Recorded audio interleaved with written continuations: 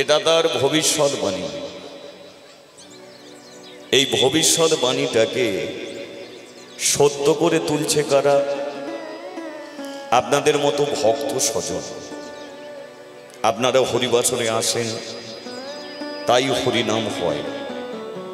আপনারা যদি না আসেন, কোথাও হবে হরিনাম? তাই হরিকথা কৃষ্ণকথা শুরুর আগে সর্বপ্রথম আপনাদের শ্রী চরণে রইল আমার অসংখ্য ভক্তিপূর্ণ প্রণাম। আমার সম্মুখে যারা আছেন তাদের প্রণাম করি, যারা দূরে আছেন তাদের প্রণাম করি, যারা চিৎকার চেঁচামেচি করছে, যারা কোন জায়গায় বসে আছে এটাই তারা হারিয়ে ফেলেছে, আমি তাদের ঘরেও প্রণাম করি। কারণ এটা এমন একটা জায়গা, এখানে নিন্দে অবহেলা অশ্রদ্ধা করার জন্য কিন্তু আমরা কেউ আসিনি। কিন্তু দেখবেন মানুষ মানুষকে নিন্দে করে, অবহেলা করে। কিন্তু কাকে ভাই তুমি অবহেলা করবে? অনেকে দেখবেন তুলসী কাঠের মালা পরে, অনেকে পরে না। এখন অনেকে পরে না বলি যে আর কোনোদিন পরবে না এমন কোনো গ্যারান্টি কেউ দিতে পারবে? তাহলে আজকে পরে না, দুদিন পরে পড়তে পারে। এখন এই হরিবাসরে বসে অনেকে এখনো শুনছেন, এখনো তাদের মানে একটা জায়গা নিয়ে সমস্যা হচ্ছে বা যে কোনো কারণে একটা সমস্যা হচ্ছে। তোরা যে সারা রাত্রি এই সমস্যায় মেতে থাকবে তার তো কোনো মানে নেই।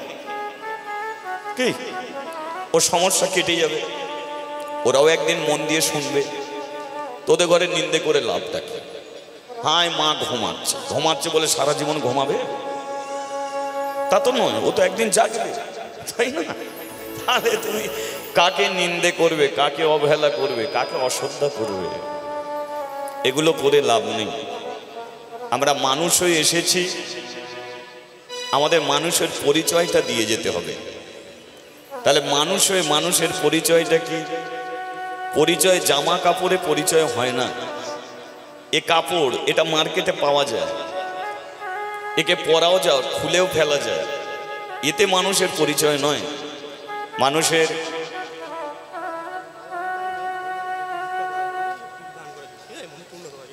মানুষের পরিচয় হয় মানুষের ব্যবহারে।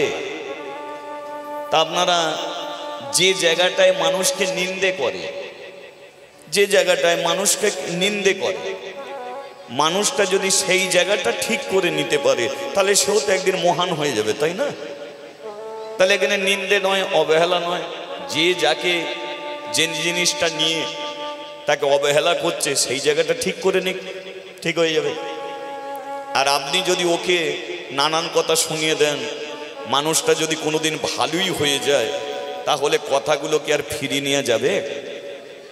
চোখ থেকে ঝরা জল যেমন কোনোদিন চোখে ফিরে যায় না, তাদ্রূপ কারো উদ্দেশ্যে ছোট বড় করে কথা বলে দিলে এ কথাকেও কোনোদিন ফিরিয়ে নেওয়া যায়। হরি বল, হরি বল। তাই আসুন সবাই ভালো থাকুন। আর আজকের দিনটাও ভালো, রাত্রিটাও ভালো, তাই না? আজকে কে? আজকে রাত্রিটা কার রাত্রি? শিবের রাত্রি, তাই না? শিবের রাত্রি, শিব রাত্রি। তবে এইটুকু বলে দিচ্ছি, এখানে যতজন বসে আছেন শিব কিন্তু এটাই চায়। এই যে আপনারা বসে বসে হরিনাম শুনছেন, শিব কিন্তু আপনাদের দিকেই তাকিয়ে আছে। কারণ শিবও তো এটা ভালোবাসে, তাই না? আর অনেকে বলে আজকে রাত্রি জাগতে হয়, তাই না? শিবের রাত্রি জাগতে হয়।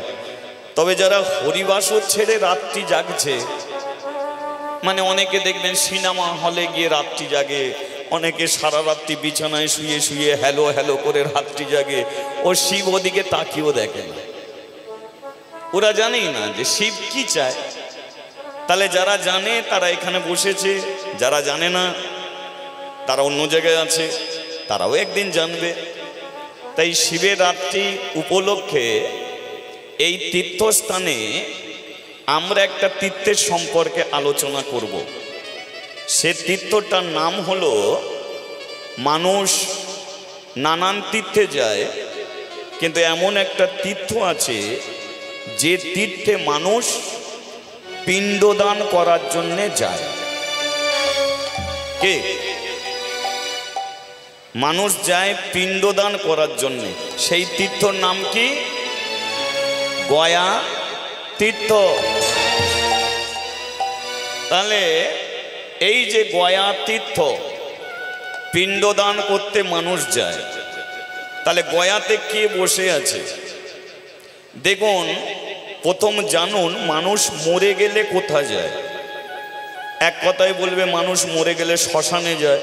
শ্মশানেই যদি যায়, তার সম্পূর্ণ শরীরটা পুড়িয়ে ফেলে না কিছু একটা জিনিস রয়ে যায়? একটু বলুন।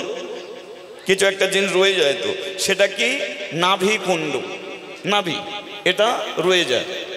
আচ্ছা, এটাকে নিয়ে এসে নানান জায়গায় নানান নিয়ম, কেউ গঙ্গার জলে কিছুর মধ্যে দিয়ে ওটাকে ভাসিয়ে দেয়, কেউ গঙ্গার মাটিতে পুঁতে দেয়, কেউ পুকুরের মাটিতে পুঁতে দেয়। তারপরে তার কারো 12 দিনে, কারো 15 দিনে একটা সাধ্য শান্তি করে তার আত্মার শান্তি করানো হয়। কিন্তু না ভাই, এতে তার আত্মার শান্তি হয় না। কি করে হবে? কারণ সে তো রয়ে গেছে, তার তো শরীরের একটা অংশ পড়ে রয়ে গেছে। সেটা তো হয় পুকুরের মাটিতে, নাহলে গঙ্গার মাটিতে, তা নয় ভাসছে। তাহলে যে রয়ে গেল তার শান্তি কি করে হবে? তাহলে এবার দেখুন ওটা কি হয়। এই যেটা রয়ে গেল, যেটা নাভিটা রয়ে গেল, এটাকে নিয়ে কি করা হয় না, জমের দুধ এসে, জমের দুধ, যমদূত এসে ওই নাভিটাকে নিয়ে চলে যায় জমালয়ে। ওটার নাম কি? জমালয়, মানে জমা যুক্ত লয়, মানে টাকা আসছে মানে জমছে। আবার ওই টাকা থেকে কিছু কেনাকাটা করছেন, মানে আপনার খরচ হচ্ছে, জমাও হচ্ছে খরচও হচ্ছে। তার মানে জমা লয় মানে খরচ। তাহলে যেখানে পাপও আপনার জমছে, পূর্ণ আপনার জমছে, তাহলে যেখানে পাপ পূর্ণ দুটোই এক জায়গায় জমছে, সেটাকে বলা হয় জমালয়। কি? এবার আপনি গেলেন জমালয়, আপনার বিচার হবে, কিন্তু বিচার আপনার কি করে করবে? আপনার তো নাভি গেছে জমালয়, নাভিটা গেছে, বিচার আপনার কি করে করবে? ওই নাভি থেকে জমালয়ে আপনাকে মানুষ করবে। যেমন আপনি মানুষ ছিলেন, তেমন আপনাকে মানুষ করবে। আপনি মানুষ হলেন, এবার আপনাকে খাতা দিয়ে দিল, আপনার খাতা, যে ভাই তুই 50 বছর বেঁচেছিলিস, 60 বছর বেঁচেছিলিস, দেখ তুই কি করেছিস কি না করেছিস। তাহলে তোমার খাতা তুমি দেখছো, তুমি দেখলে হায় হায় হায়, আমি তো এই পাপগুলো তো করে ফেলেছি, নিজেরই অজান্তে করেছো কি? তাহলে ওখানে পাপও হয়েছে, পুণ্যও হয়েছে। এবার পুণ্যের জন্য কোথায় যাবে তুমি? স্বর্গে যাবে। আর পাপের জন্য কোথায়? নরকে। এবার তুমি যে নরকে গেলে, নরকে যে পড়ে রইলে, নরক থেকে তোমাকে উদ্ধার করবে কে? এই নরক থেকে উদ্ধার হওয়ার জন্যে ভারত ভূমিতে ভগবান শ্রী বিষ্ণু নারায়ণ একটা তীর্থস্থান করে গেল, যেটা বিহারে। সেই তীর্থের নাম হলো সর্বতীর্থের মহাতীর্থ গয়া তীর্থ। বোঝা গেল? এবার ওই যে গয়া তীর্থে কি করতে হয়? আপনি নরকে আছেন, আপনার কোনো পুত্র যদি গয়া তীর্থে গিয়ে পিণ্ডদান করে, তবেই আপনি নরক থেকে উদ্ধার হয়ে ভগবানের কাছে যেতে পারবেন, নইলে যেতে পারবেন না। তার মানে পিণ্ডদান আপনাকে করতে হবে। আচ্ছা, যদি ছেলে পুলে যদি না থাকে, তাহলে সে মরে গেছে, নরকে গেছে, সে উদ্ধার হবে কি করে? কে? ছেলে পুলে নেই, সে উদ্ধার হবে কি করে? পিণ্ডদান যদি করতেই হয়, তাহলে যার ছেলে পুলে নেই, কত বাবা মরল, কত মা মরল, কটা ছেলে গেল গয়া তীর্থে পিণ্ডদান করতে, তাহলে তারা কি উদ্ধার হয় না? এবার তারা কি করে উদ্ধার হলো সেইগুলোকে শুনতে গেলে আপনাকে আমার সঙ্গে সময় দিতে হবে, ওটা পরে শোনা যাবে। এখন তীর্থটা কিভাবে সৃষ্টি হয়েছিল সেই বিষয়ে আসুন আমরা একটু আলোচনায় এগিয়ে যাই। তাহলে আজকে কি লীলা আমরা শুনছি? লীলাটার নাম হলো সর্বতীর্থের মহাতীর্থ গয়া তীর্থ। ঠিক আছে, বলিয়ে শিবজি মহারাজ কি জয়, দেবাদিদেব মহাদেব কি জয়। আচ্ছা, শিব তো কৃষ্ণ ভক্ত, শিব তো হরি ভক্ত, তাহলে শিব যদি হরিনাম শুনতে তার ভালো লাগে তাহলে তাকে শোনাবে কে? সে শোনার জন্য যদি শ্মশানে চলে যায়, কারণ সে জানে শ্মশানে যদি একটা মরা মরে 3 ঘন্টা তো হরিনাম হবে, তাই না? সে ভালো মুখে বলুক আর গলায় ঢেলি বলুক, বলবে তো না কি? তাহলে সে যদি হরিনাম শোনার জন্যে শ্মশানে চলে যায়, আজকে তার রাত্রি সে এখানে বসে আছে, তাকে হরিনাম শোনাবে কে? আমি একা না, আমরা সবাই মিলে শোনাবো তাকে? সবাই মিলে তো? হ্যাঁ, তাহলে সবাই মিলে যদি শোনানো যায় তাহলে একটু হরিনাম করা যাবে? করা যাবে শিবের উদ্দেশ্যে? হ্যাঁ, তাহলে একটু হরিনাম করা যাবে। আর যদি হাতে তালি দিয়ে করবেন না এমনি করবেন? কি করছেন? তালি দিয়ে করবেন?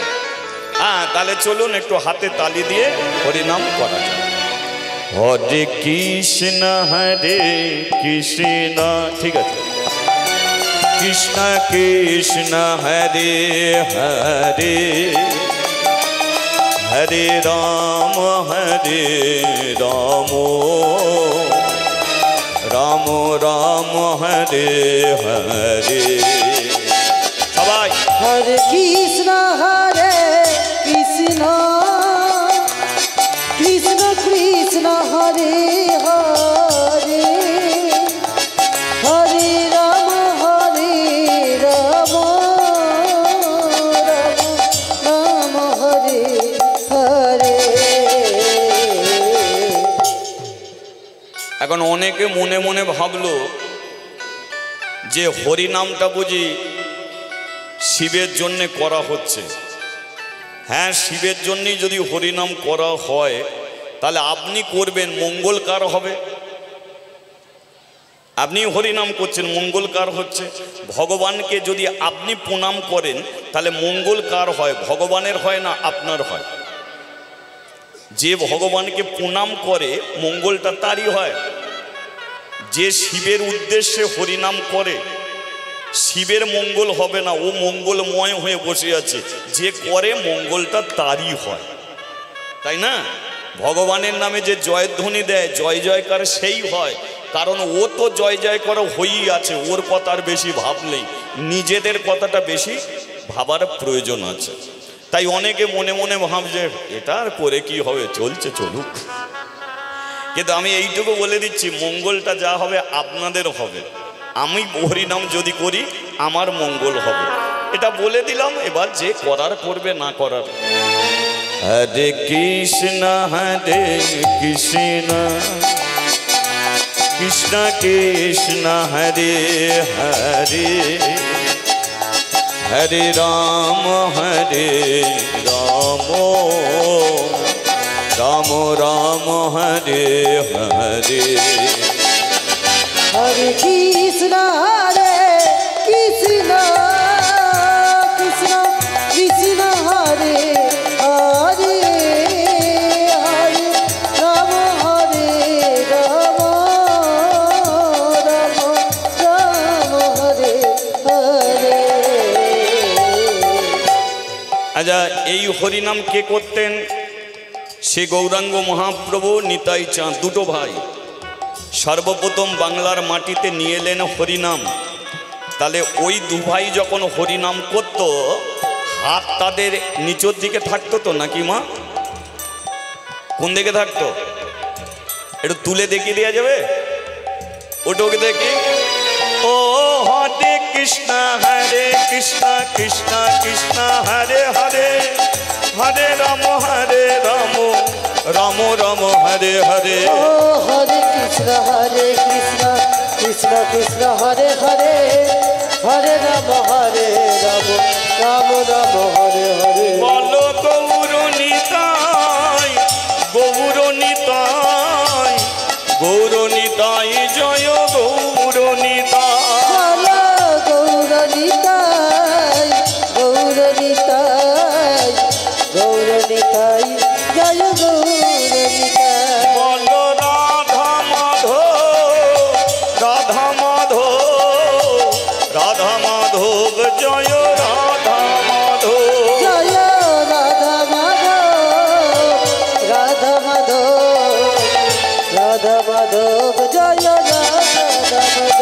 বলে হরি হরি বল, গৌর হরি বল, হরি হরি বল সবে গৌর হরি বল। হরি হরি বল, গৌর হরি বল, হরি হরি বল সবে গৌর হরি বল। আচ্ছা, তাহলে আপনারা তালি দিচ্ছেন, হাত তুলেছেন, একটু মুখে বলা যাবে? মুখে মুখ ব্যথা হবে না তো? আচ্ছা, তার আগে তালটাকে ঠিক করে নিতে হবে। যদি বলেন কেন ঠিক করতে হবে বলে দিচ্ছি। এখন দেখবেন তাল এমন একটা জিনিস, একজন স্ত্রী স্বামীর সঙ্গে যদি তাল মিলিয়ে না চলে, আপনারা বলুন সংসার চলবে কি? চলবে না। একজন ছাত্র যদি মাস্টারের সঙ্গে তাল মিলিয়ে না চলে, তার লেখাপড়া হবে কি? হবে না। একজন কর্মচারী মালিকের সঙ্গে যদি তাল মিলিয়ে না চলে, প্রমোশন তার হবে? হবে না। একজন শিষ্য গুরুর সঙ্গে যদি তাল মিলিয়ে না চলে, গুরু কৃপা হবে? হবে না। তদ্রূপ যে জায়গায় বসেছেন, এই জায়গায় বসে আমরা যদি ভগবানের সঙ্গে তাল মিলিয়ে না চলি, তাহলে আজকে রাত্রিটা আপনার কাজে লাগবে না। তাহলে ওর সঙ্গে তাল মিলিয়ে চলতে হবে, বুঝেছেন? তাহলে ওর সঙ্গে তাল মিলিয়ে চলতে গেলে কি করতে হবে? তালটাকে ঠিক করতে হবে। তাহলে আগে তালটা ঠিক হোক, তালি দিয়ে।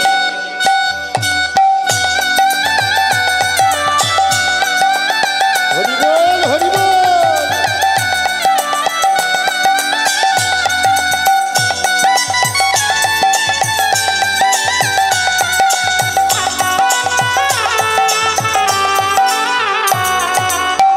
এটা মুখে উলুধ্বনি।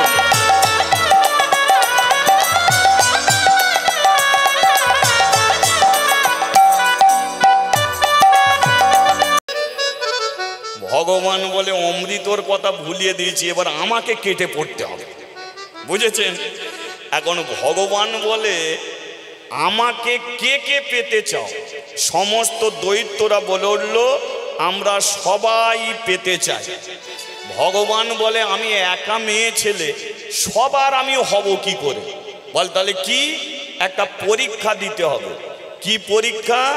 নেই, সবার আগে লক্ষ্য করুন, ভগবান বলছে সবার আগে যে চোখ বন্ধ করবে সে সবার আগে আমাকে পাবে।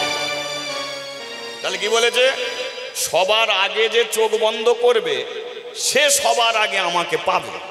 এবার সবার আগে ওই মেয়েটাকে পাওয়ার জন্যে সমস্ত দৈত্যরা কি করেছে?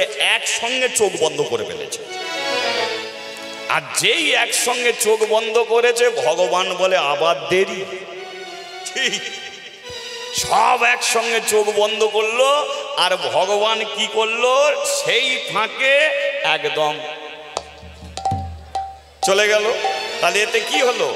অমৃতও পেল না, ভগবানকেও পেল না, কাঁদতে কাঁদতে সবাই বাড়ি ফিরে গেল। তাহলে এ থেকে বোঝা যায় না যে ওদের শক্তি আছে, বল আছে, কিন্তু সুন্দরী মেয়ে দেখলে ওদের ভোল্টেজ ডাউন। তাহলে আজকে যুদ্ধ করতে চলেছে কে? দৈত্যরাজ ত্রিপুরাসুর। যাচ্ছে কোথায়? স্বর্গে। স্বর্গে গিয়ে এমন তাণ্ডব করলো, এমন অত্যাচার করলো, কোনো দেবতারা দৈত্য ত্রিপুরাসুরের সঙ্গে পারল না। সমস্ত দেবতারা ত্রিপুরাসুরের ভয়ে ছুটতে ছুটতে ছুটতে ছুটতে এসে দাঁড়ালো কোথায়? জলের ধারে। এবার জলের মাঝখানে একজন আছে, সেই বিপদ হতে উদ্ধার করতে পারে। তাহলে জলের মাঝখানে কি আছে? আপনারা ছবিতে দেখেছেন, একটা সাপের ওপরে একজন শুয়ে আছে, আর একটা মেয়ে ছেলে তার চরণ সেবা করছে, আর যে শুয়ে আছে তার 4টে হাত। কে তাহলে?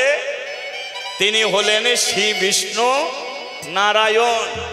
এবার 33 কোটি দেবদেবী ওই ক্ষীরোদ সাগরের তীরে দাঁড়িয়ে ডাকতে শুরু করলো কাকে? বিপদ ভঞ্জন মধুসূদনকে।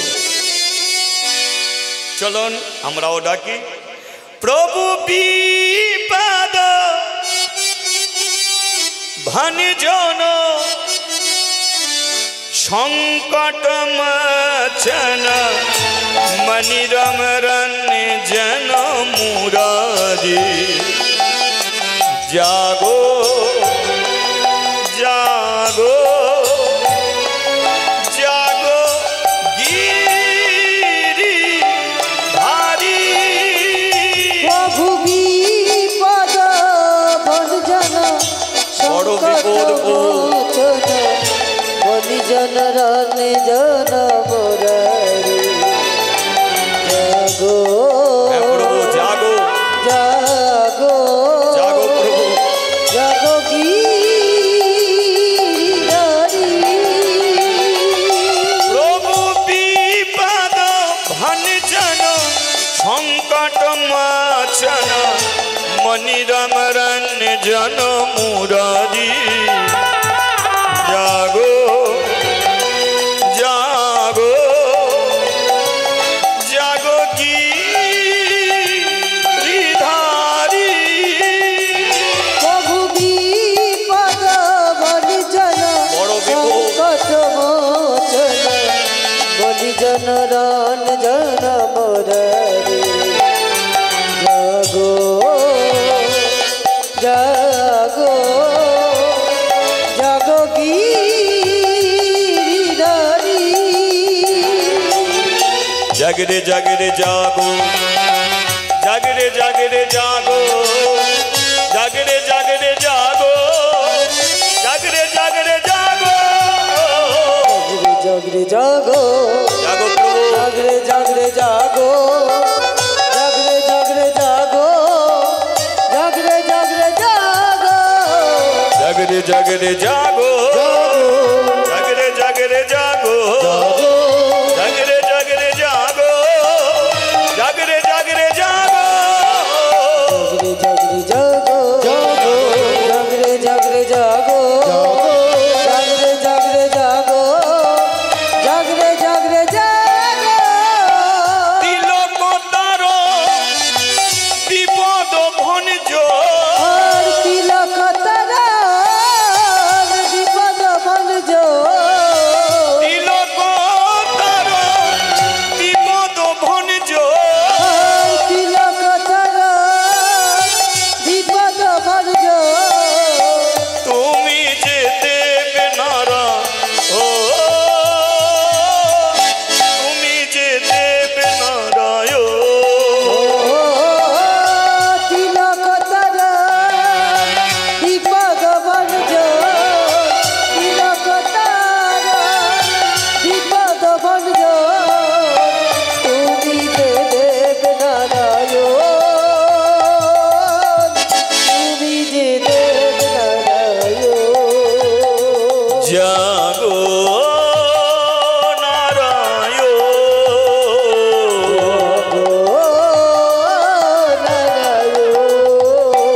জাগো নারায়ণ।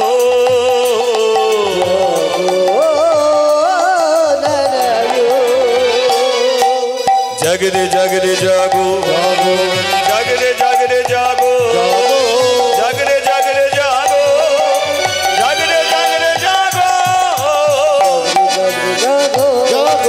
জাগরে জাগরে জাগো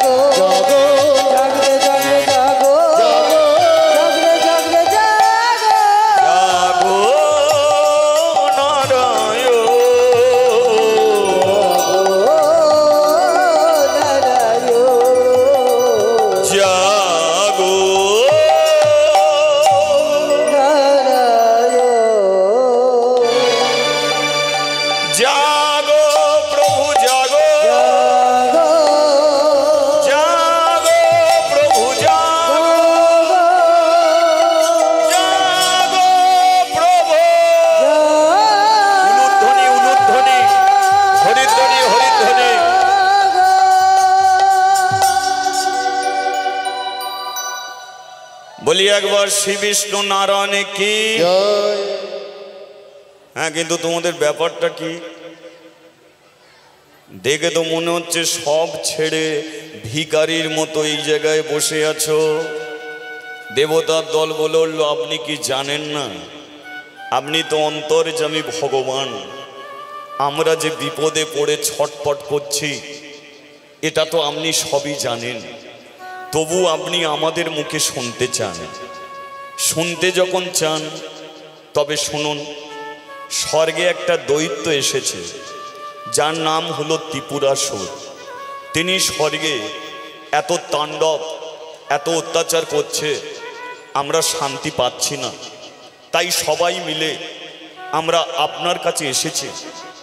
আপনি বলুন, ওই ত্রিপুরাসুরের মৃত্যু কার হাতে হবে? ওর মৃত্যু যদি না হয় আমরা কেউ স্বর্গে শান্তি পাবো না।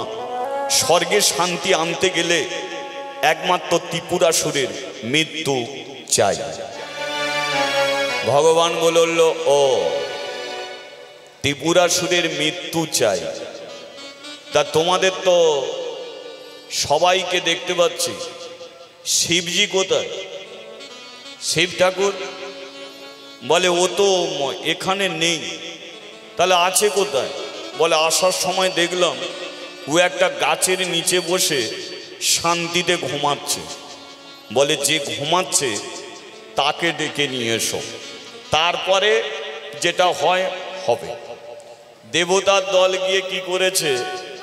শিবজির কাছে গেছে। এই যে শিবজি ভাই, তোর কি কোনো জ্ঞানগম্য নাই? আমরা বিপদে পড়ে ছটপট করছি আর তুই এখানে নাক ডাকিয়ে ঘুমাচ্ছিস। শিব বলে, দেখ, যাদের অনেক কিছু আছে তাদের চোখে ঘুম থাকে না।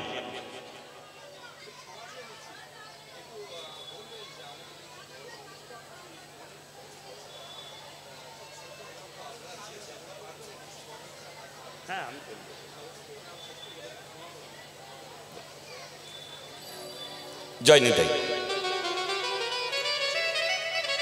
ঠিক আছে, আমি বলবো, সময় বলে দেবো, একটু সময় দে।